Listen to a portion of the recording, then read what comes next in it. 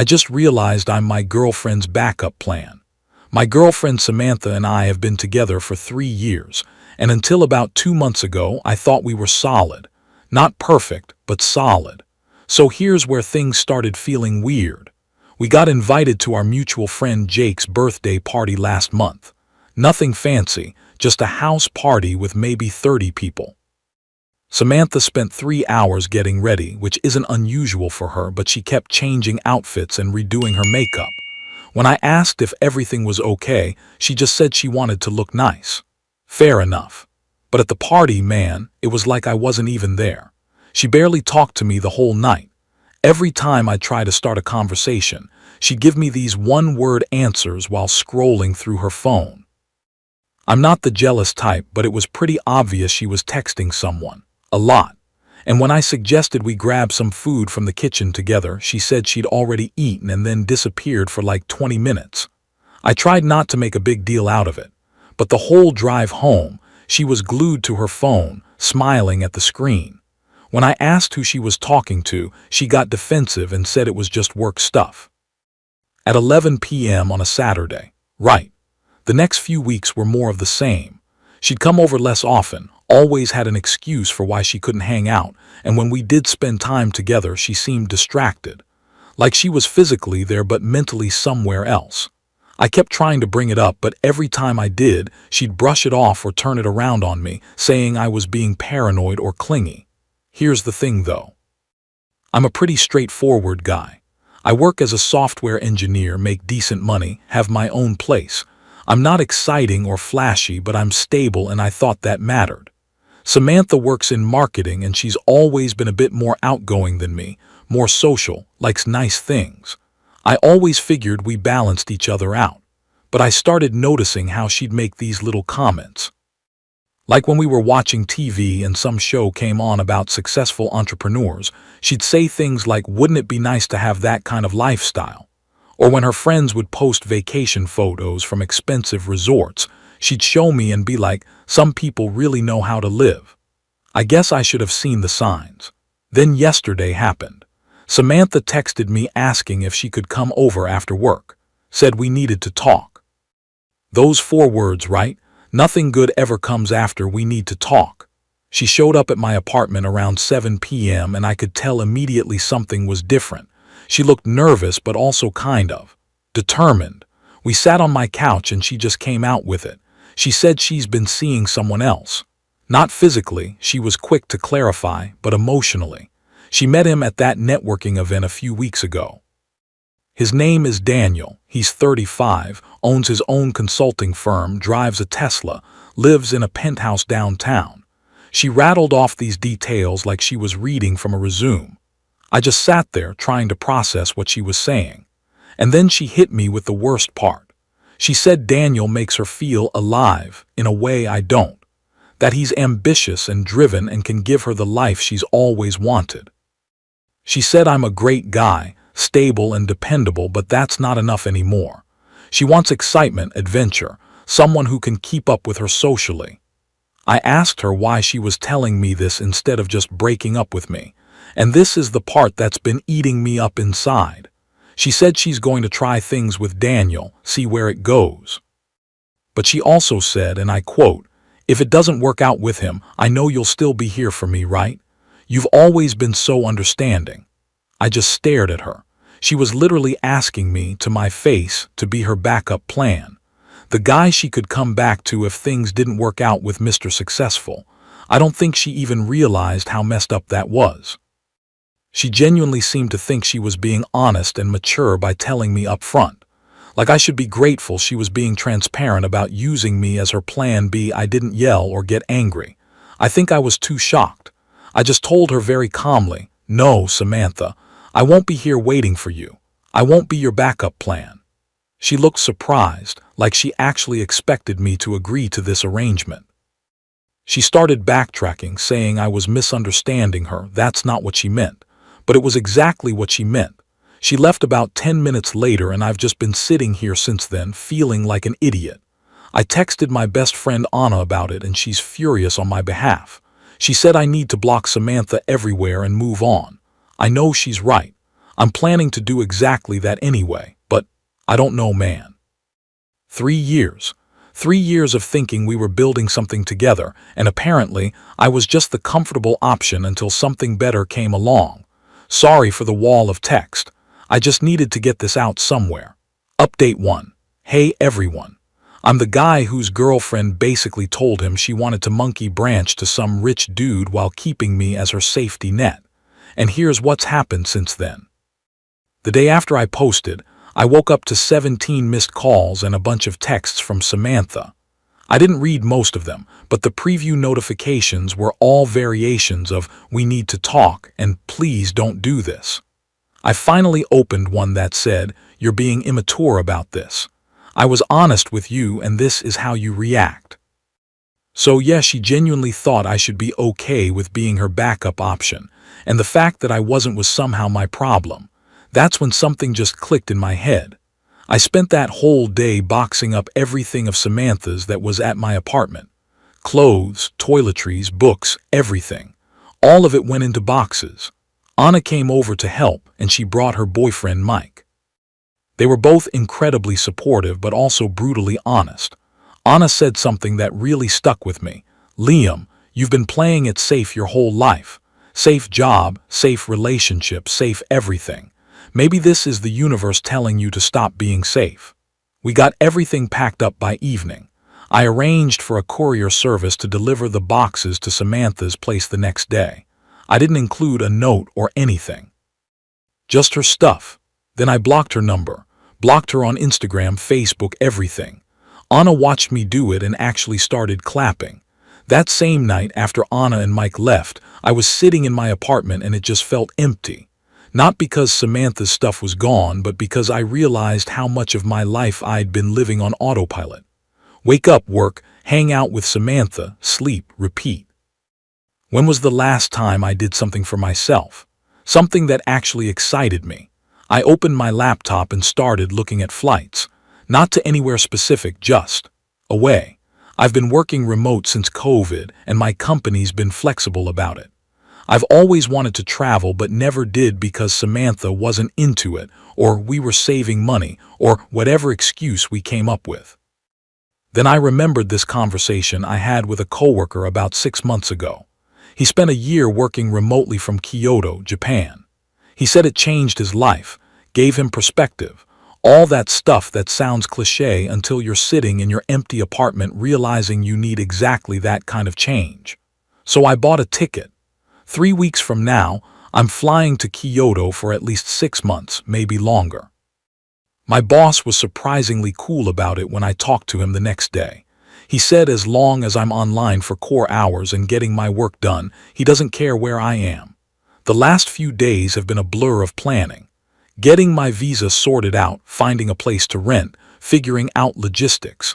It's been the most energized I've felt in months, maybe years. Samantha has been trying to contact me through other people.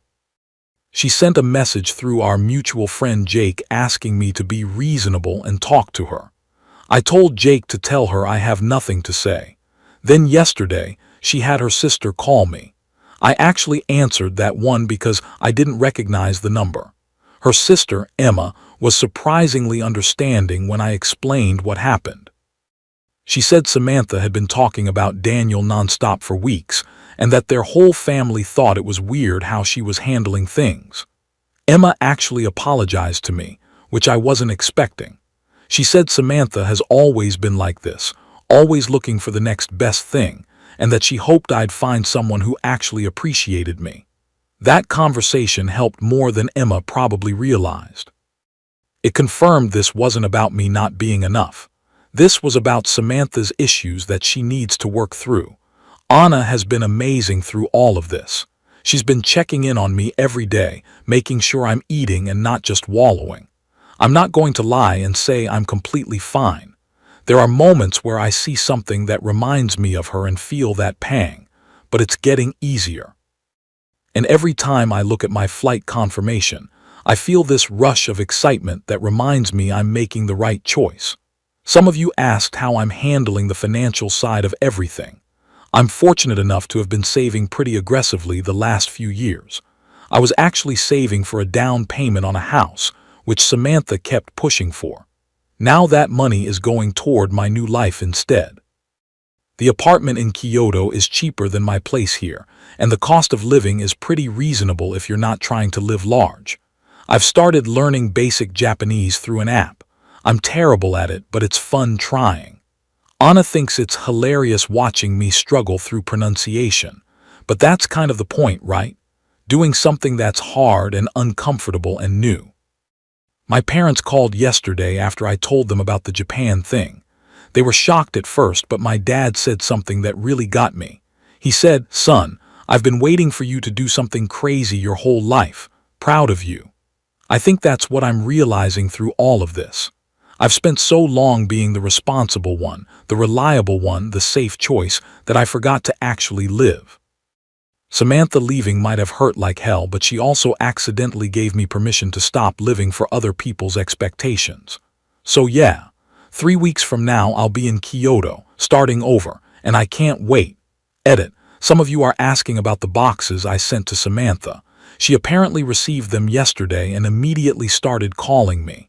According to Jake, she's really upset that I blocked her everywhere. Good. She should be upset. Update 2. So I landed in Japan 5 days ago. The flight was long. I kept my phone on airplane mode basically the entire time, which was probably good because apparently Samantha has been having a complete meltdown back home. Let me back up a bit. The week before I left, things escalated. Samantha found out from someone that I was leaving the country, and she completely lost it. She showed up at my apartment building 3 times. I didn't let her up, but the doorman told me she'd been there. The 3rd time, she apparently stood outside for an hour trying to call me before giving up. She also sent me a long email. I know I said I blocked her everywhere, but I didn't think to block my email. Big mistake. The message was all over the place. Started with her apologizing, then blaming me for giving up on us, then crying about how Daniel wasn't who she thought he was, and ending with her begging me to cancel my trip. That last part was what really got me. She didn't mention Daniel dumping her explicitly, but reading between the lines, it was pretty obvious things had already fallen apart with him. And now she expected me to just drop everything and go back to how things were. I didn't respond. Anna did me a solid and deleted every email from Samantha for me so I wouldn't be tempted to read any more messages. Landing in Japan was like stepping into a different world. Everything felt new and overwhelming in the best way possible. The language barrier is real, but people have been incredibly patient with my terrible Japanese. I've been getting by with a combination of broken phrases, pointing, and Google Translate. My apartment is small but perfect. It's in a quiet neighborhood about 20 minutes from central Kyoto, traditional Japanese style. The first night here, I just sat on the floor looking around and felt this massive wave of relief. I've been settling into a routine. Wake up early, work my core hours for the company, then spend the afternoons exploring. I started going to a local gym too. It's nothing fancy, but there's this group of guys who train there in the mornings. They adopted me pretty quickly despite the language barrier. One of them, Kenji, speaks some English and has been helping me learn Japanese. We've been hanging out outside the gym too, and he's been showing me around the city. But here's where things get messy again. 4 days ago, I finally caved and checked my email. Samantha had sent me 14 more messages, each one more desperate than the last. The gist of them: Daniel dumped her after about 2 weeks. Apparently, he was seeing multiple women and she was just one of many. According to her emails, he was never serious about her and was pretty clear about it from the start, but she convinced herself she could change his mind. Classic. Now she's devastated and wants to work things out with me. She said she made a mistake, that she was confused and scared of commitment, that I'm the only one who ever really loved her. She said she understands if I'm angry, but that we can get through this together. The most recent email, sent yesterday, was her asking if she could fly to Japan to see me. She said she has vacation days saved up and that we could reconnect, and I could show her around Kyoto. Like this is some romantic movie where she shows up and we have this grand reunion. I finally responded. Just one line. "Samantha, please stop contacting me. I've moved on." She replied within 5 minutes. Pages of text about how I can't just throw away 3 years, how she knows I still love her, how she'll wait for me to come home. She ended it with, "You've always been there for me. Please don't abandon me now." That last sentence made me angry, like actually angry, which hasn't happened much through this whole thing. I blocked her email address. Should have done it weeks ago, but I guess part of me needed to see how far she'd go. Now I know. Anna called me yesterday via WhatsApp. She's been getting messages from Samantha too, asking her to convince me to talk to her. Anna told her to leave both of us alone and that if she kept harassing us, Anna would consider it stalking. Samantha apparently did not take that well. Anna also told me something interesting. She ran into Emma, Samantha's sister, at a coffee shop. Emma said Samantha has been a mess, that she quit her job because she was so distracted, and that she's been telling everyone who'll listen that I abandoned her in her time of need. Emma seemed embarrassed about the whole thing and again apologized for her sister's behavior. And there's something that made the whole situation even more pathetic. Apparently, Samantha had been desperately trying to get Daniel back too. She'd been showing up at his office building, sending him gifts, the whole 9 yards. He threatened to get a restraining order if she didn't stop. So when that bridge burned completely, she pivoted back to me full force. So apparently, while Samantha is gradually losing touch with reality, I'm discovering a new version of myself on the other side of the world. I've got 4 more months on my initial visa, and I'm already thinking about extending it. Next week, I'm planning to take a trip to Osaka, just for a weekend. Kenji's coming with me, and he's promised to show me the best street food spots. The guy who was Samantha's backup plan would never have done any of this.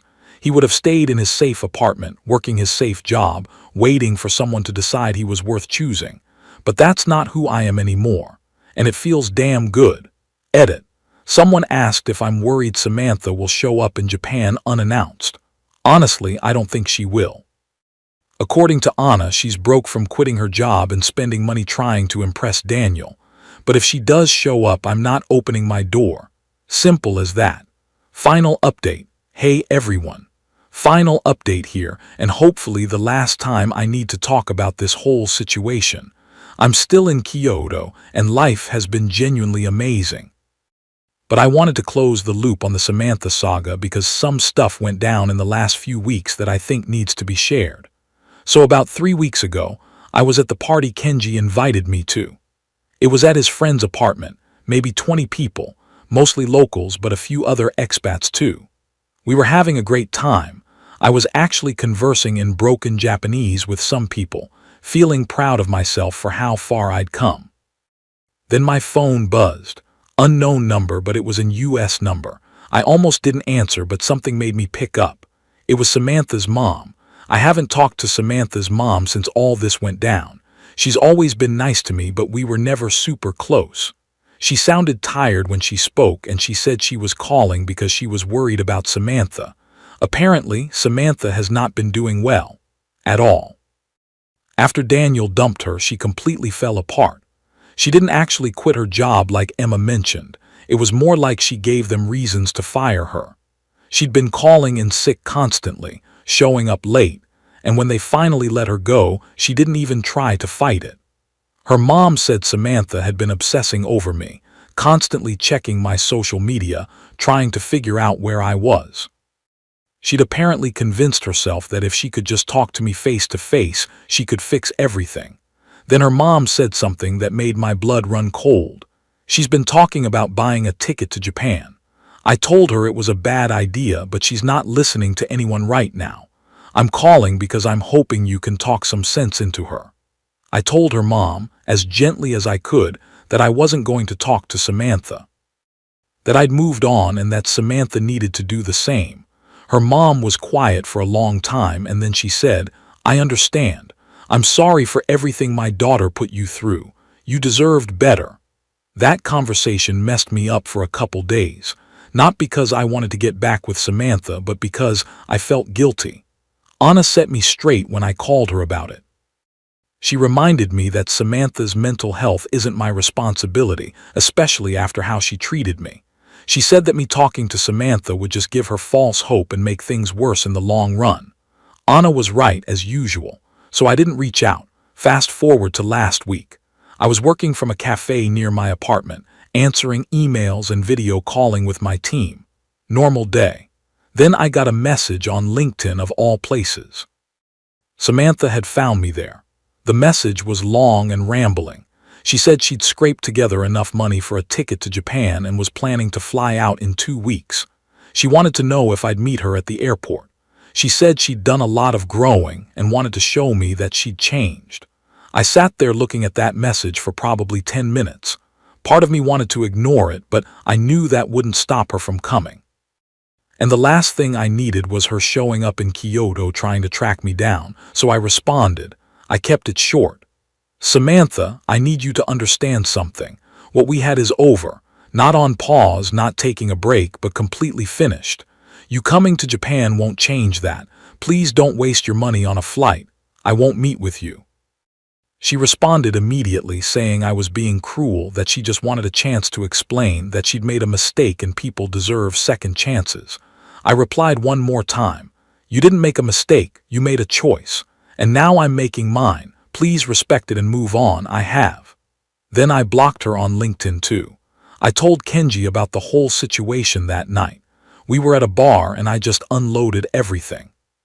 He listened without interrupting, and when I was done, he said in his broken English, "She want you to be small so she feel big. You are not small, you are free." That hit me hard, because that's exactly what it was. Samantha needed me to be smaller than her, less ambitious, less interesting, so she could feel superior. And when I wouldn't play that role anymore, she panicked. I checked with Anna a few days ago, and according to her, Samantha did not buy that plane ticket. She's apparently started therapy, which is good. Emma, Samantha's sister, sent me a DM saying that the family was relieved I'd set boundaries with Samantha, and that they hoped I was happy in Japan. She said Samantha needs to learn that actions have consequences, and that me holding firm was actually helping her more than giving in would have. So that's where things stand now. Samantha's in therapy, I'm in Kyoto, and the chapter is finally closed. As for me, life here has been incredible. I extended my visa for another 6 months. I've made real friends here. Kenji and I hang out multiple times a week. There's this whole group of us now, mix of locals and expats, and we explore the city together. I started dating someone too. Her name is Yuki. She's a translator who works with international companies. We met at a language exchange event. It's really casual right now. Nothing serious, but she's smart and funny and actually seems to value the same things I do. We went to a traditional tea ceremony last week, and afterwards she taught me how to make okonomiyaki at her place. It was fun and easy and uncomplicated in a way that reminds me what a relationship should feel like. I'm not saying I'm completely healed or that I don't have moments where I think about Samantha, but those moments are rare now, and when they do happen, they don't hurt anymore. It's more like remembering a lesson I learned the hard way.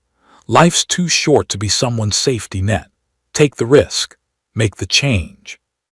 Buy the plane ticket, literal or metaphorical. You won't regret choosing yourself. I'm going to log off now and go meet Yuki for dinner. Thanks for everything, Reddit. You guys are the best. Peace out from Kyoto.